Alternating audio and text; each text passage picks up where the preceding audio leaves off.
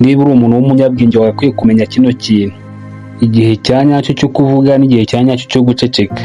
Muri kino kiganiro tukaba tugiye kurebera hamwe ibihe bigeze kuri 6 umuntu uwo ari we wese w'umunyabwenge yagakwiye gutoza agaceceka, kubera ko guceceka muri ibyo bihe nibyo bituma agira amahoro cyangwa umutekano w'ubuzima bwiwe. Guhaye ikaze we tujye kwana muri kino kiganiro. Nugikunda wibuke gukora subscribe, wenda ube wanaduha na like.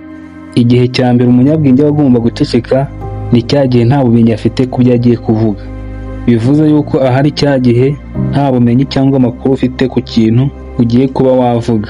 Rero byaba byiza wicecekeye, kubera ko nta bumenyi uba ufite bituma uvuga ibintu umeze nk'uri gupfundikanya, kandi icyo gihe abo uri kubwira batangira kukubona nk'umuswa, bagatangira kubona kuri kubabeshya na cya cyizere bari bagufitiye bakagenda bakigutakariza gake gake.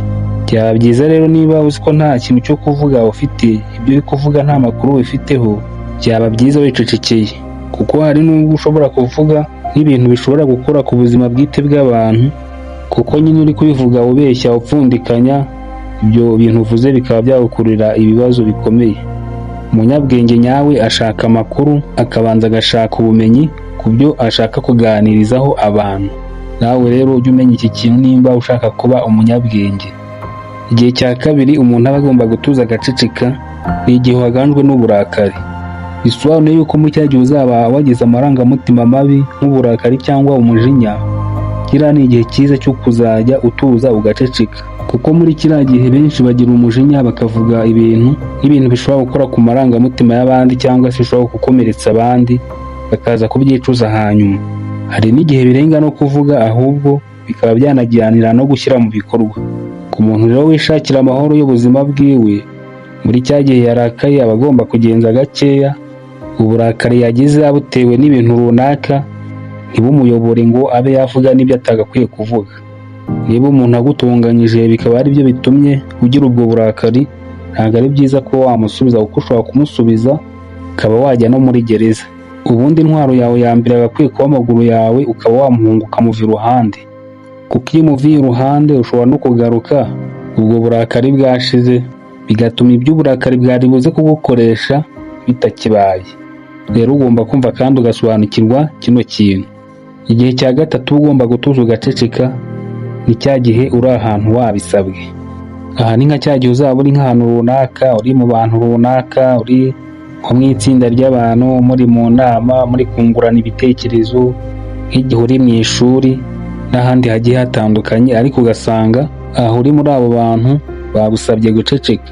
Kandi bino akenshi bigakunda kubaho kuri ba bantu navuga ko bananiranye bakunda kuderanja abandi. Ugasanga uri nk'umuntu ukunda guca mu ijambo abandi, nk'igihe bari kungurana ibitekerezo ukavuga ibintu bitajyanye n'ingingo bari kuganiraho, aho kugira ngo nawe utuze wumve uze gutanga igitekerezo cyawe hanyuma, ahubwo nyine ukumva yuko wagakwiye kuvuga utanahawe n'ijambo.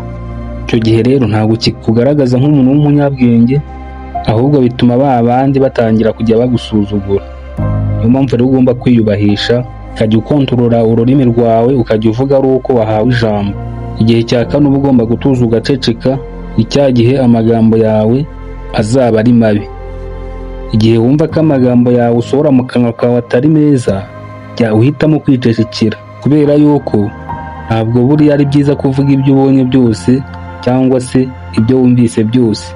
Tekereza rero kabiri mbere yuko usohora ijambo ryawe iryo ari ryo ryose mu kanwa kawe, mu gihe iryo jambo wumva ko atari byiza. Ijambo ribi ubwiye umuntu rimeze nk'inkota ihinguranya ikintu icyo ari cyo cyose isanze aho igeze. Icyo wagakwiye kumva hano rero, ntukabwire umuntu amagambo ashobora kumukomeretsa cyangwa se kumutesha agaciro, kuko ushobora no kumubwira mu magambo ubifata nk'ibintu byoroshye ugasanga urabizize. Umunyabwenge rero wirinde kujya uvuga amagambo ashobora gukomeretsa abantu. Igihe cya gatanu uba ugomba gutuza ugaceceka ni igihe umuntu agusangije agahinda kiwe cyangwa akababaro kiwe. Ahangaha ni hahandi nk'umuntu akwizeye akaza kukubwira akababaro ke yatewe n'ibintu bitandukanye. Uyu muntu icyo aba akeneye ni umuntu umwumva akamutega amatwi kurusha ibindi byose, kubera ko nk'iyo akubwiye ibyiwe ukamutega amatwi aba yumva aruhutse, bameze nk'umuntu wari wikoreye umutwaro akaba abonye nk'umuntu w'umutura. Niyo mpamvu rero uyu muntu ugomba kumutega amatwi, ukirinda kuba wamuca mu ijambo cyangwa ukirinda kuba wakwirengagiza ibyo ari kukubwira. Niyo mpamvu rero ubufasha bwa mbere ugomba guha uyu muntu nubwo utamugira inama, ariko banza umwumve, umutege amatwi, wirinde kumwamaganira kure. Uzaba ubaye umuntu mwiza kandi w'umunyabwenge. Igihe cya gatandatu ugomba gutuza ugaceceka, ari nacyo nasorezaho, ni cya gihe uzasanga abantu bari mu kiganiro cyabo kibareba nkabo. Bivuze iki? Bivuze yuko kino ari cya gihe uzajya nk'ahantu ukabona nk'abantu bageze nko kuri 2 cyangwa banarenze bari kuganira ibintu byabo, wenda akaba ari n'ibintu by'amabanga yabo bagomba kuganiraho nkabo ubwabo, nta wundi muntu ubyivanzemo. Ushobora kumva ko wahita wivanga muri icyo kiganiro kandi utanahawe n'uburenganzira. Iryo riba ari ikosa rikomeye. Mu rwego kugira ngo utiteshe agaciro kandi ugaragare nk'umunyabwenge muri abo bantu, gerageza utegereze babanze baganire ibyo baganira, wenda nibaguha uburenganzira bwo kwinjira muri icyo kiganiro cyabo uba ari bwo ubona kukinjiramo.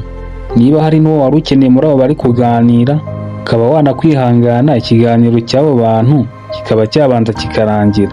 Ugomba kubyumva kandi ukanabyubahiriza. Wakoze cyane we twabanye muri kino kiganiro. Njye nk'ibisanzwe wagutegure nkanakugezaho nitwa Ernest. Iki kiganiro niba cyagufashije ntugende udakoze subscribe, like no gukora share kuri bagenzi bawe. Dusubire mu bindi biganiro.